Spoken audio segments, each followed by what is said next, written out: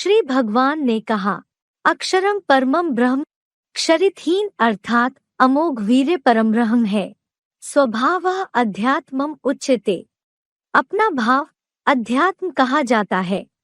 भूत भावोद्भवकरः, प्राणी भाव की उत्पत्ति करने वाला। विसर्गः कर्म संगीतः, त्याग कर्म कहा जाता है। अक्षरम परमम ब्रह्म स्वभावः अध्यात्मम उच्यते। भूत भावोद्भवकरः विसर्गः कर्म संगीतः। भावार्थ क्षरितहीन अर्थात अमोघ वीर्य शिव बाबा परम ब्रह्म है। आत्म रिकॉर्ड में अपना भाव अध्यात्म अधि प्लस आत्म कहा जाता है। प्राणी भाव की मानसी उत्पत्ति करने वाला। विश्व सेवार्थ तंधन आदि का त्याग यज्ञ सेवा का सर्वोत्तम कर्म कहा जाता है। आ ओ म, आओम, ये तीनों अक्षरों का जहाँ मेल होता है एक अक्षर मंत्र कहा जाता है। ओम इत्येकाक्षरम ब्रह्म, यही परम ब्रह्म है।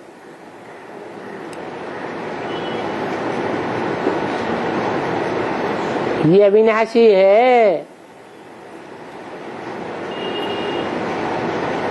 इसका विनाश नहीं होता। ये बीज है सारी सृष्टि का, बीज मंत्र कहा जाता है।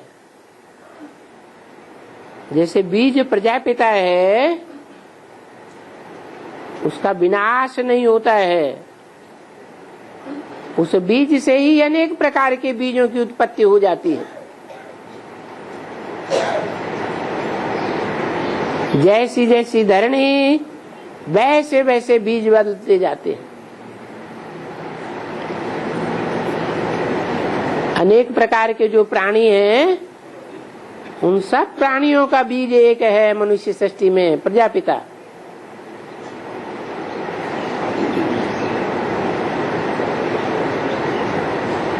उसी का नाम बीज मंत्र दिया गया है।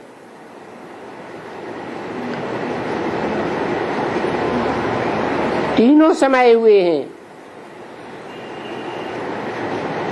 आ ब्रह्मा,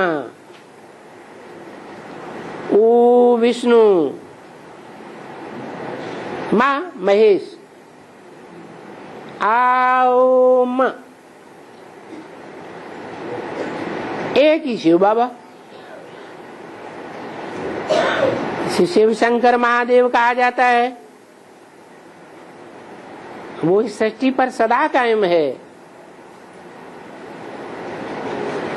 साकार में है। इसलिए गीता में कहा है कि दो प्रकार की आत्माएं संसार में हैं। एक क्षर मन क्षरित होने वाली, विनाशी, पतनशील, और दूसरी है अक्षर। आ माने नहीं, क्षर माने क्षरित होने वाली। जो क्षरित होने वाली नहीं है,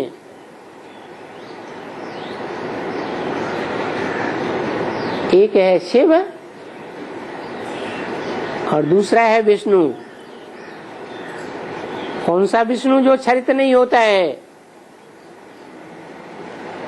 ब्रह्मा सो विष्णु। अब ब्रह्मा तो नंबरवार अनेक हैं, उनमें जरूर कोई परम होगा, अव्वल नंबर होगा,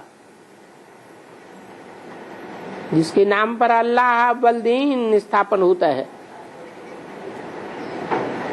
वो है परम ब्रह्म। इसलिए कहते हैं गुरुर् ब्रह्मा गुरुर्विष्णु गुरुर्देवो महेश्वर। गुरु साक्षात परम ब्रह्म, साक्षात रूप में साकार में आता है, साकार रूप धारण करता है। सारे संसार की बुद्धि में उसकी याद रहती है। वो एक ही परम ब्रह्म की स्टेज को पाता है, एक ही आत्मा। यह सृष्टि रूपी रंगमंच पर कोई दूसरी आत्मा भी परम ब्रह्म की स्टेज को पाती है? एक ही आत्मा परम ब्रह्मा, एक ही आत्मा सृष्टि रूपी रंगमंच का पार्ट बजाने वाला सदा काल परम ब्रह्मा सो परम पुरुष, इस सृष्टि रूपी रंगमंच पर सदा काल पार्ट बजाने वाला। तब कहते हैं मंदिरों में जाके, त्वमेव माता च पिता त्वमेव। किसको कहते हैं? कौन सी आत्मा को? योगिनी को? किसको कहते हैं? परम ब्रह्म को कहते हैं। मंदिर में जाके किसको कहते हैं? शिव तो बिंदी का नाम है, मंदिर में बिंदी देखते हैं जाके, उसको कहते हैं। अरे मंदिर में किसको जाके कहते हैं?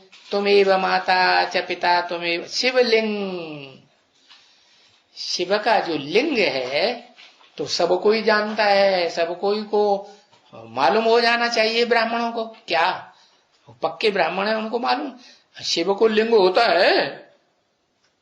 अरे शिव को तो लिंग होता ही नहीं है। लिंग किसको होता है? जिस मुकर्रर रथ में प्रवेश करते हैं उसको लिंग होता है कि शिव को लिंग होता है? कान होते हैं, नाक होती है, आंख होती है, मुख होता है? अरे वो तो शरीर ही नहीं उसको। तो कर्मेंद्रियों में जो मुख्य अंग है वो कहां से होगा? तो जिसमें प्रवेश करते हैं, हाँ, उसकी बात है। और उस तन के द्वारा ही जिस कर्मेंद्रिय को मुख्य कर्मेंद्रिय को कंट्रोल करना मनुष्यों के बस की बात है ही नहीं है। तो उस बात में शिव सुप्रीम सोल जिस मुकर्रर रथ में प्रवेश करते हैं उसको आप समान बना देते हैं। अमोघ वीर्य का गायन शास्त्रों में है या नहीं है? अमोघ वीर्य का गायन है। जैसे आत्मा, आत्मज्ञान, फिर कहते हैं अध्यात्म ज्ञान। कैसा ज्ञान? अध्यात्म।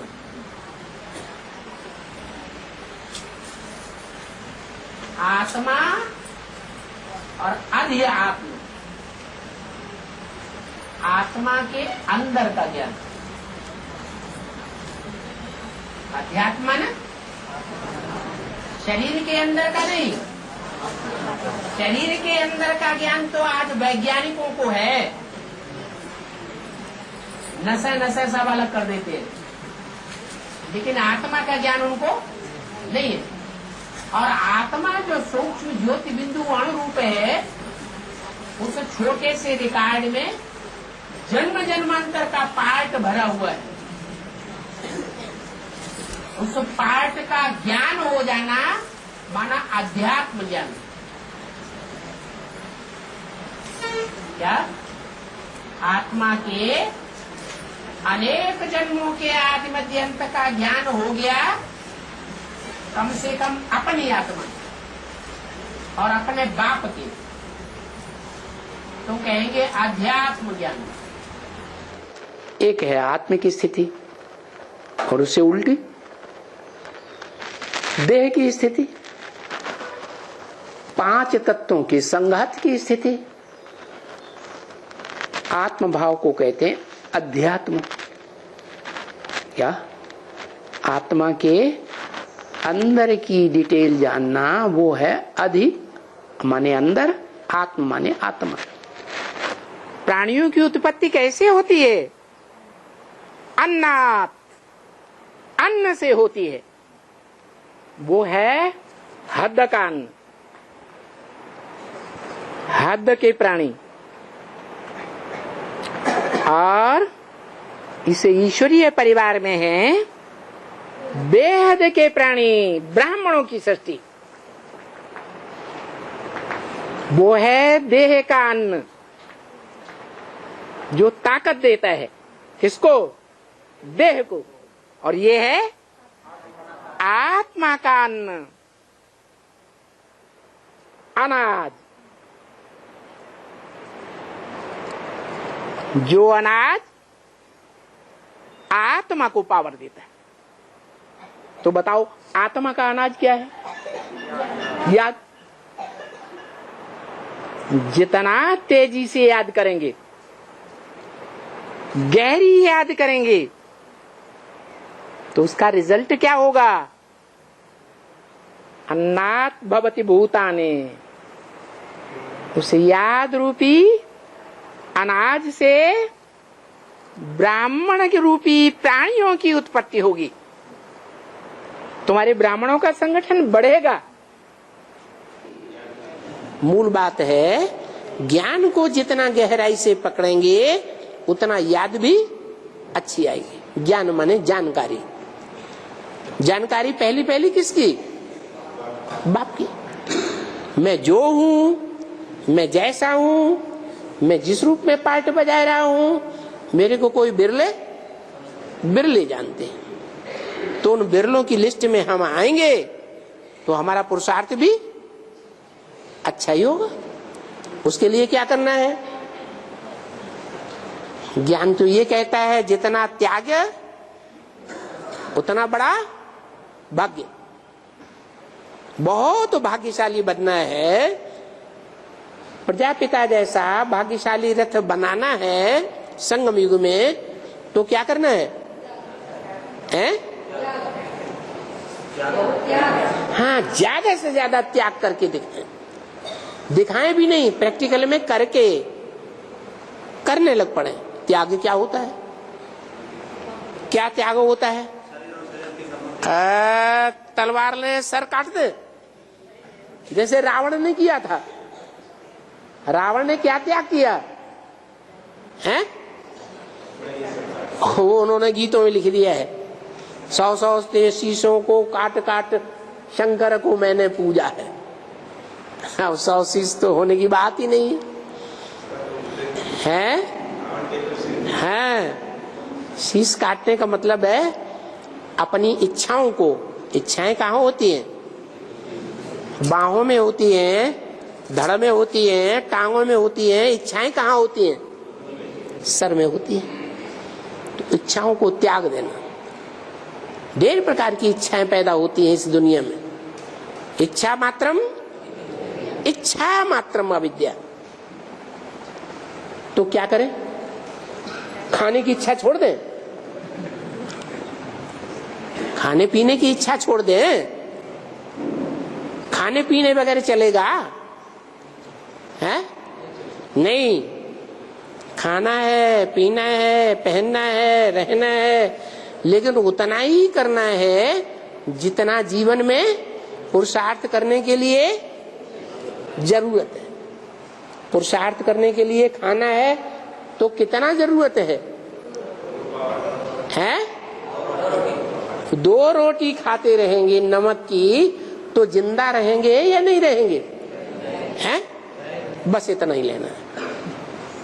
क्योंकि भगवान के ढेर सारे बच्चे हैं, 500-700 करोड़। उनमें पता नहीं कितने हैं जो भूख मरते हैं। मरते हैं या नहीं हैं? तो हम ही सारा खा जाएं बढ़िया बढ़िया है। अगर बढ़िया बढ़िया जिस समय खा जाएंगे तो उतने त्यागी तो नहीं हुए। हाँ, शरीर को पोषण करना है, शरीर से सेवा करनी है, तो इतना तो लेना ही है जो शरीर अच्छे से ईश्वरीय सेवा कर सके। तो वो त्याग करना है जो सहज सहज हो सकता है। तन का त्याग।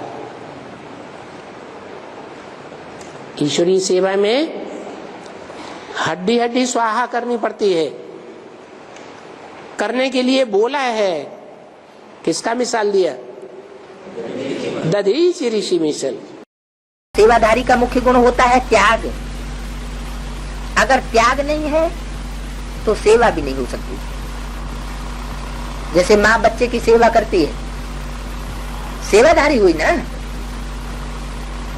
तो सर्दी के दिनों में बच्चा पेशाब कर देता है, खुद क्या करती है? क्या त्याग करती है? खुद गीले में आ जाती है, ठंडी में आ जाती है और बच्चे को सूखे में सुलाती है। तो ऐसे ही सेवाधारी है। सेवाधारी का मुख्य गुण होता है त्याग। अगर त्याग नहीं तो सेवा भी नहीं हो सकती। त्याग से तपस्वी मूर्त बनते हैं।